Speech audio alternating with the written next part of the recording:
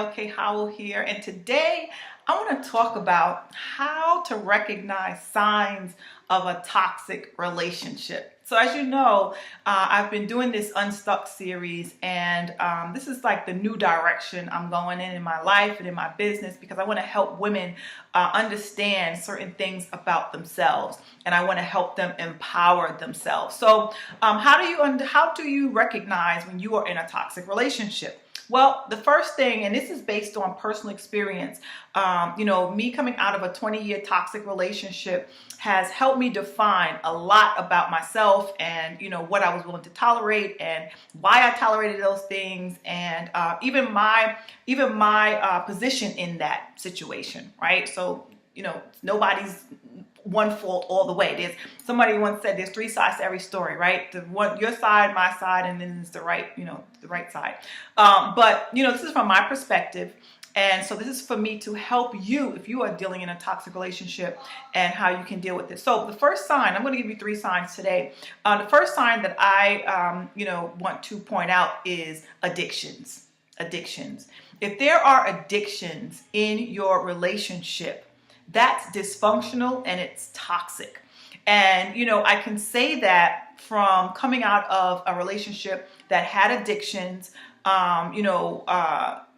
going back even, really, really far back in the beginning of our relationship, how often, I was an enabler, right? I was an enabler of that. And, I just went along with it. I went along with it. And so it made me stuck in a situation, right? Because when you're first starting in a relationship, that's when you set the ground rules, kind of, what you expect of the person, what you don't expect of the person, what you're willing to tolerate. And so if you're coming into a situation where the person has addictions and you're going along with it, and you are, engaging in some of the things that they're engaging in too, that's not good. What you're going to do, you're going to find yourself in a situation where you don't want to be. So if there's any addictions going on in your relationships, and that could be drug addiction, that could be alcohol addiction, that could be porn addiction. There's so many different addictions out there. So you have to be very careful with certain addictions. You'd be surprised how many women, even at our age, is putting up with certain things that they shouldn't be putting up with just to keep their relationship going. The number 2 thing that you want to look out for is when you start to lose yourself, when you start to lose your identity. Right? This happens more often than not. And how does that look? How does that feel? Let's say you want to go do something, right? You want to go do something and your partner is like, where are you going? Why do you need to do that? I remember that happened, when I used to want to go to school. I went back to school when I was, in my early 30s. And so to get my degree, and every time I had to take off to go to school, I only went, I think, maybe 2 or 3 times a week. And it was like, what are you going to school for? Why are you going to school again? Every day I had to tell him why I was going to school. And, and he's like, well, you don't need a degree to do what you want to do and things like that. So, you have to be careful, but it didn't stop me. I still went to school. I still went on to get my degree because I'm just a strong-minded person. But someone who is not as strong-minded might say, maybe I don't need to go. If it's making him upset, maybe I shouldn't go. So that's the second sign. If you are being, if you are losing yourself and you can't go out there and better yourself and create something more for yourself, it doesn't have to resonate with your partner, right? As long as it resonates with you, if it makes you feel better, if it makes you feel more accomplished, right? Go ahead and do it. Don't put yourself on the back burner to please someone else, right? And the third, and this could be, a lot of times, I'm talking about personal relationships here, like personal relationships, but this could be a business relationship. This could be a job-related relationship. This could be a partnership, so this can relate to anything. This can relate to anything. And, I remember working at a job, and the boss had addiction problems, and we clearly knew it. I mean, he was outrageous. He had these mood swings that were crazy. So, and then I've had bosses where, I wanted to go climb up the ladder,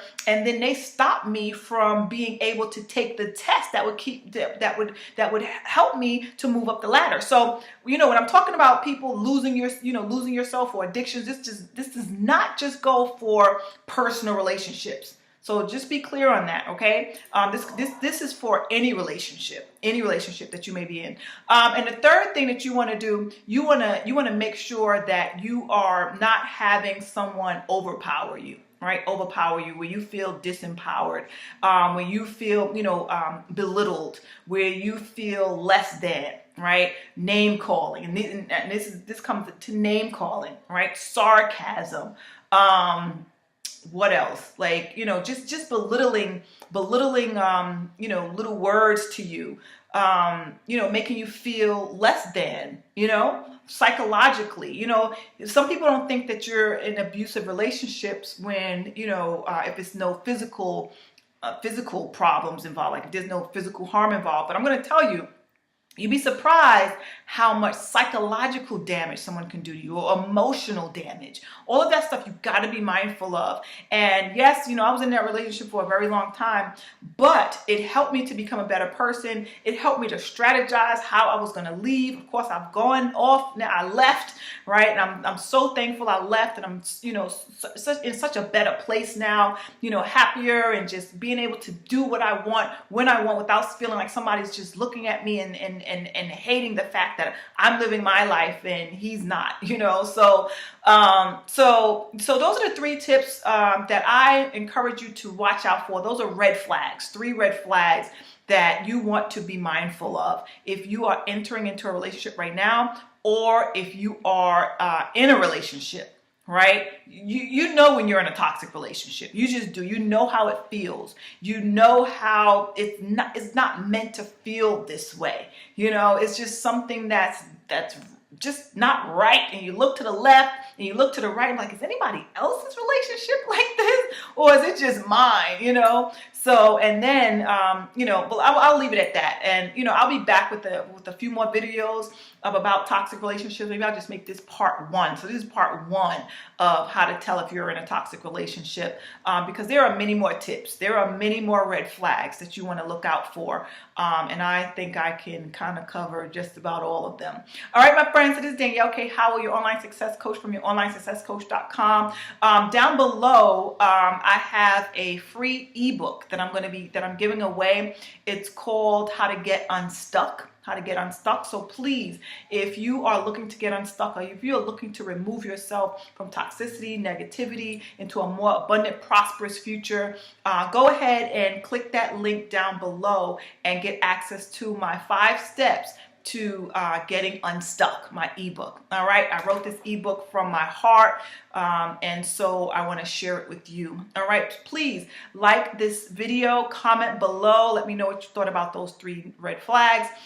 Be sure to share this video, subscribe to my channel so that I can continue to create more content for you and help you to become unstuck. All right, my friends, have a great rest of your day, and I'll talk to y'all soon. Take care. Bye-bye.